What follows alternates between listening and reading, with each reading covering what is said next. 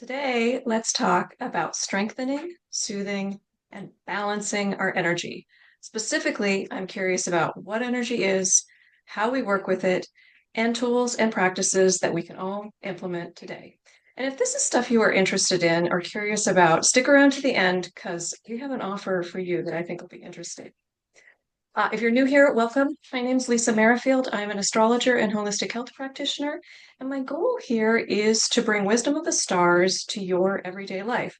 I don't like hype, I don't like spin, I just like practical information that you can use to live a better life. And I'm here today with my good friend and colleague, Lisa Haake. Lisa, tell us about you. Hi, Lisa. I'm so thrilled to be talking with you about energy today. My name is Lisa Haake. I am a holistic therapist. My intention when I work with people is to help them experience a sense of wholeness through their body, mind, and spirit. And there are lots of approaches that can help all of us feel that sense of integration and wholeness.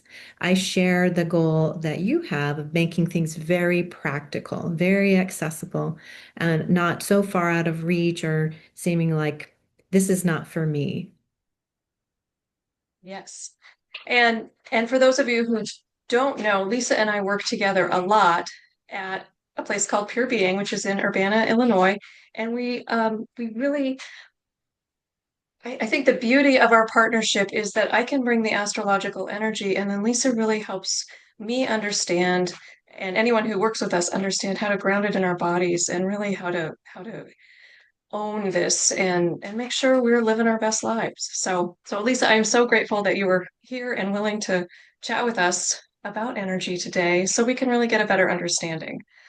Um, as a little context, we are recording this in the lead up to the March equinox, right as eclipse season is ending during a Mercury retrograde in Pisces, um, coming off the Saturn-Neptune conjunction. So there's just a lot of energy in the world right now, and that's why I thought it was so important to hone in on how we take care of the piece of it that's ours.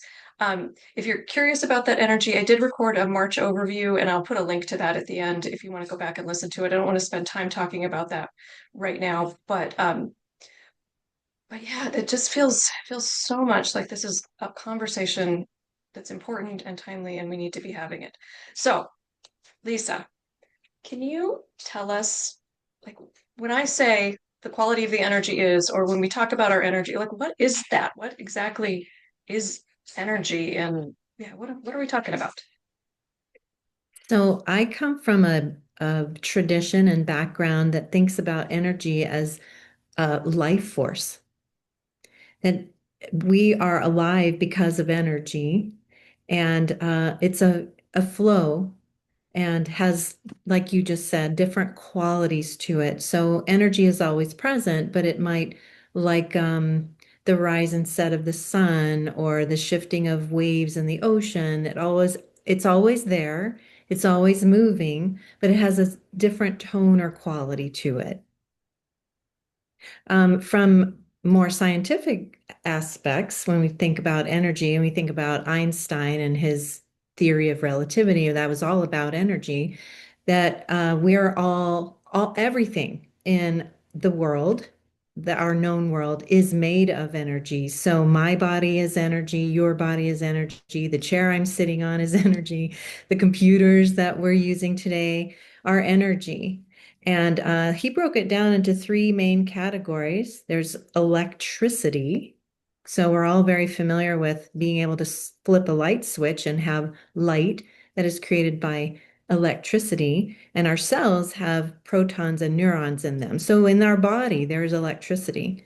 And there are electromagnetic fields. So there's energy is also electromagnetism. And one of the main things in our physical being that has that is the heart. So our heart has a field of electromagnetism.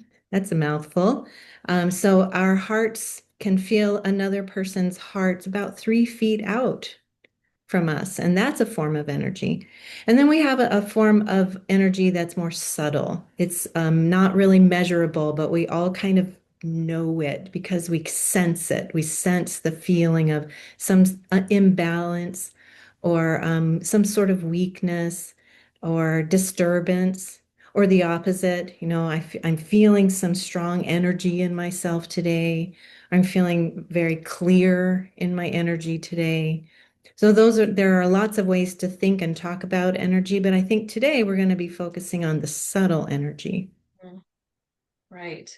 Yeah, yeah, and how we work with that because I think a lot of us are feeling kind of jangly right now. There's a lot happening in the world. It just feels unsettled. And so how we think about and embody our energy is just really it's important. So to that end, can you talk about like if we're feeling jangly, how can we think about working with our energy so that we are more soothed or more resourced or like, what do we so okay, we're all energy. What do we do with that? So I'm going to answer your question when it might feel a little bit like a step back or a little regression. But I've discovered in my own self, in my own growth and exploration around these practices, that the first skill in order to work with our energy is to actually be aware of Mm, it. It can be a hard sell for some folks that, oh, wait, everything is energy. You mean when I tap on this hard table, that's not solid wood? And according to the physicists, no, it's actually a field of protons and neurons and atoms vibrating with each other. So our first step in working with energy is just maybe an acceptance of. I am more than a physical body. I am also a field of energy. So, coming to a place of acceptance and then developing a skill set of awareness about, well, how do I identify in my own experience what the quality or tone of energy is? And so, when I work with people, I usually offer them three broad categories. You were using the word jangly. So that mhm. fits really nice. That's a beautiful word that fits nicely into a category of energy that is um, agitated, elevated. Sometimes I'll use the word swirly. It's disconnected. It feels, very loose. And on the opposite end is a quality of energy that feels at the extreme. It could feel very dense, heavy, stuck, claggy. Those are the extremes. And then somewhere in the middle is that sense of clarity, balance, evenness. So I invite people to just start paying attention. Just start paying attention. Maybe you set a little timer on your a device or ask a friend to, ping you like, hey, what's going on in your energy right now? So you develop this little practice of like, where would I place it in my best ability? Is it in that dense, heavy category? Is it in that jangly, disconnected category, or somewhere in between? So I think that's a really important skill set that we start with. First, we accept I am made of energy. Right. Then we develop a skill of like, what is going on? What is going on in my energy? And then with that knowledge, we can apply kind of like a set of tools that we might have in the kitchen or in a workshop. There are tools or practices that help address jangly energy. And there are Mhm. different tools and practices that address heavy, dense, stuck energy. So it's really important to have that skill to discern so that we know which tool to apply. That makes so much sense. Um, why don't we dive into what some of those tools are? I know we both have energy maintenance practices where we tune in. Um, but yeah, help us. What do you recommend? What do you think? How do people work with this once we've accepted and once we've identified what we need to do? Right. What do we actually do? What are our tools? I won't, maybe not countless, maybe there's countless tools, but the first place that I encourage people to and myself to go is once you've identified the quality of energy with like Meet yourself there. So if you're feeling jangly, a tool is I'm going to meet that jangly energy with a similar kind of practice or tool Hmm. rather than, oh, I'm feeling so jangly. I need to get myself way over to the other side of grounded and solid. In physics, taking that approach will almost always backfire. Mm. If you approach something with this hard intention, it's going to bounce away. The equal and opposite reaction. Correct. So if we have jangly, then we might meet it with jangly, which sounds Oh, weird and interesting. counterintuitive. Right. So Huh. this is something I just did right here is my representation of jangly, but it's actually the kind of thing that can really help meet the energy and then start to discharge it, release it, settle it. So this kind of movement like shaking the hands or shaking the head, bouncing the shoulders, maybe a little if you're standing up. And I encourage people to stand up to meet that high level of intense energy, meet it there with your whole body. Hmm. That's one tool that can help with that kind of energy. Strong exhalations is a way Uh-huh. to meet the strong energy, meet it with a strong exhalation. That's one way. And on the opposite end, if we're feeling heavy and stuck, we meet it with a softer, quieter tone. Hmm. So it's, I'm going to coax my energy, coax it gently, lead it just a little further up, a little further up. So I might start with gentle, slow breathing, a Hmm. slower inhale, a softer exhale, very fluid, gentle flowing motions, even to help. Okay, the energy won't respond rebelliously, to being met with, you got to get up and get going, get Hmm. out of this funk. That's going to Just have to. create another reaction. So just let's gently guide you somewhere towards that place of clarity and balance. So Mhm. you can tell that I'm most familiar with the ideas about breathing and movement. There are lots of visual Mhm. intentional tools that we can use. And I know you mentioned earlier just basic maintenance. So Mhm. there are, yes, because there's this category of balance and clarity in between those two extremes.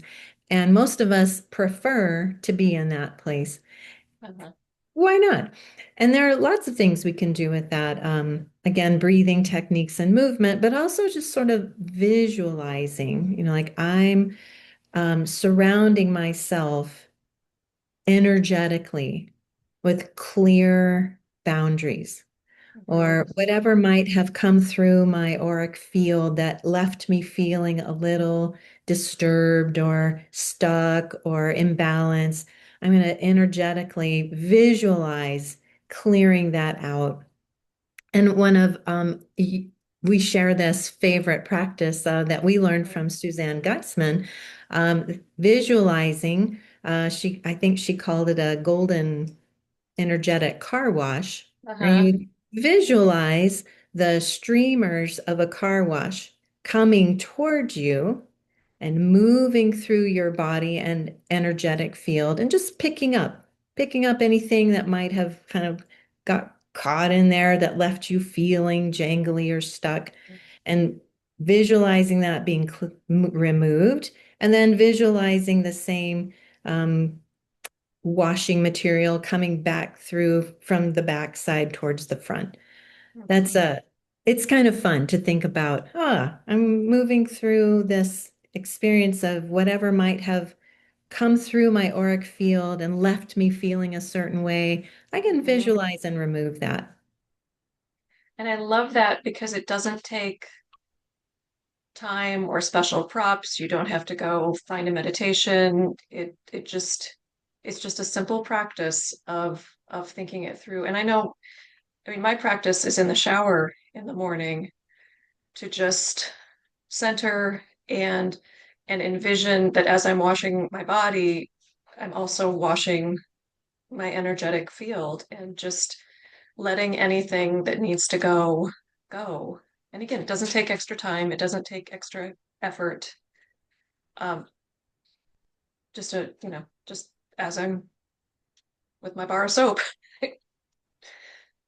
just mentally being in that space, being conscious of how am I feeling, where am I coming from.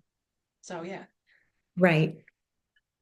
I also feel like I want to mention Suzanne Giesman also has a really nice, if you have more time, if you have 10 minutes or so, she has a really nice meditation, and you can find it either on her website or um, I think it's on just YouTube. If you just Google her her chakra meditation, where she just takes you through the energy centers of the body and just helps you kind of like release whatever needs to Hmm. go if you've got more Hmm. time, but you don't need a lot of time. Right. That's right.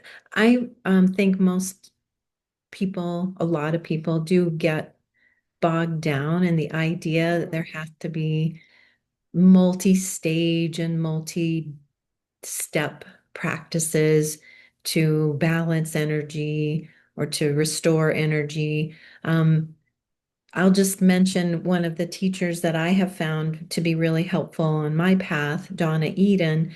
Mhm. She has boiled down a lot of energy practices into a 5 minute set of practices that you could kind of unpack, maybe use. It's about 10 to 12 altogether, but 10 to 12 Mhm. in 5 minutes, that packs a powerful punch. And you can also kind of create your own little mini set of practices when you've identified, oh, I'm working with this particular kind of energy here. And now that I know what's going on for myself, I can select which practices will address the state that I'm in. Mhm. So you don't have to do the whole 11 step 5 minute energy practice. Right. Um, and I want to emphasize how powerful, and it's hard to wrap the mind around, but it's true, how powerful a moment with a breath and a clear intention. So just pausing for a moment and saying, I clear and settle my energy. Mhm. That is powerful and just as effective as the 12-step Donna Eden energy medicine. I totally agree with you. And I think a lot of us do it intuitively, like before a meeting. Sometimes you take that cleansing breath, or after you've been with somebody who activates you in whatever way, just that, but doing it consciously, it's it's huge and powerful and so important. Any other tips, Lisa, before we close up? Yeah, thank you for asking. I'm a little worried that if I start talking, we'd be here for a long We'll go on time. forever. Well, how about this? How about we agree to come back and talk more about topics like this in the future? I would love that because Yeah, something we didn't mention today is there's a slight difference around emotional energy that's and right. kind of general electromagnetic or subtle energy. And there are they're in the same family, but emotional energy is what often really gets us sort of hooked and activated and feeling a little trapped. And Right. we can work with that too. Yeah, yeah. I think we should definitely come back and just talk about what we do with that. Um, well, so thank you so much. And I promised at the beginning that I would give you a little like prize, I guess, for making it this long. Lisa and I are have put together a virtual book club on a book called Why Woo Woo Works by David Hamilton. If you are curious about why these kinds of practices work, why it is that you can just visualize cleansing your energy field and have that be have that work, why it is that you can refresh yourself with just your thoughts, this book might be an interesting one for you. I will put a link to it down below, and hope to see some of you there, because this is it's an interesting and fascinating dive. And I think this book in particular does a really nice job of giving us the science and letting us work from a broader perspective. Hmm. So we're excited about that. And any comments you want to make about this virtual book club, Lisa? This book? Yeah, very excited that we're offering this together. And a little teaser, the book covers things like crystals and Reiki, and how our thoughts shape and form things in our life. And if you've ever been curious about any of those, and even if you come with a little skepticism, Hmm. skepticism is great. So we could just have a experience and an opportunity to learn about it. We're not going to try to talk you into anything, but if you're even Hmm. just curious and skeptical, it might be the book club for you. Right, exactly. All right. Thank you, Lisa. And we'll talk to Thank everybody you. soon.